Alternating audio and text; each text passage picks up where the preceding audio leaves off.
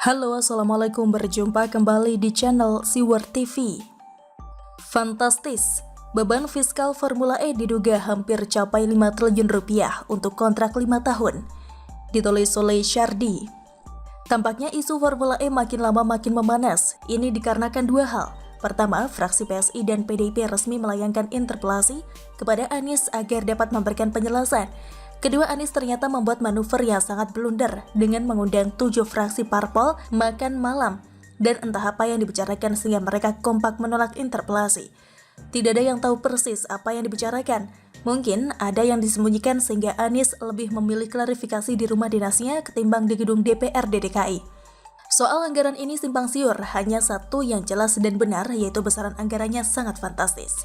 Simpang siur karena Anies memang tidak berniat untuk transparan dan menjelaskan kepada publik.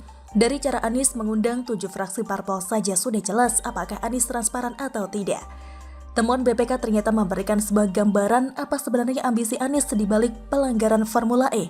Menurut hasil pemeriksaan BPK atas laporan realisasi anggaran atau LRA Pemprov DKI Jakarta tahun 2019 dan proposal penyertaan modal daerah atau PMD PT Jakarta Propertindo atau Jakpro tahun 2020, beban fiskal penyelenggaraan Formula E di DKI Jakarta disinyalir hampir mencapai 5 triliun rupiah untuk masa 5 tahun kontrak.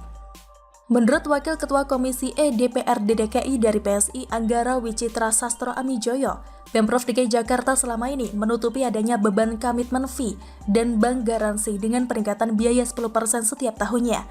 Jadi kalau dikalkulasikan hanya untuk pembayaran komitmen fee yang kita bayarkan, untuk 5 tahun itu berarti sekitar 2 triliun rupiah uangnya dibayarkan untuk komitmen fee. Itu di luar anggaran-anggaran yang sifatnya untuk pelaksanaan, kata Anggara. Di lain artikel saya sudah sebutkan kalau Pemprov DKI mengeluarkan dana senilai 983,3 miliar rupiah untuk membayar komitmen fee pada tahun 2015 sebesar 360 miliar rupiah, komitmen fee pada tahun 2020 sebesar 200,310 miliar rupiah, dan bank garansi senilai 22 juta pounds atau setara 423 miliar rupiah. Yang dapat ditarik kembali hanya bank garansi, sisanya tidak dapat ditarik lagi. Selain dua jenis biaya itu, Jakpro sempat mengajukan perkiraan biaya pelaksanaan senilai 1,23 triliun rupiah kepada Formula E Operation atau FEO yang dibayarkan oleh Pemprov DKI. Sampai dengan Desember 2019, Jakpro sudah mengeluarkan dana untuk kegiatan persiapan senilai 439,34 miliar rupiah.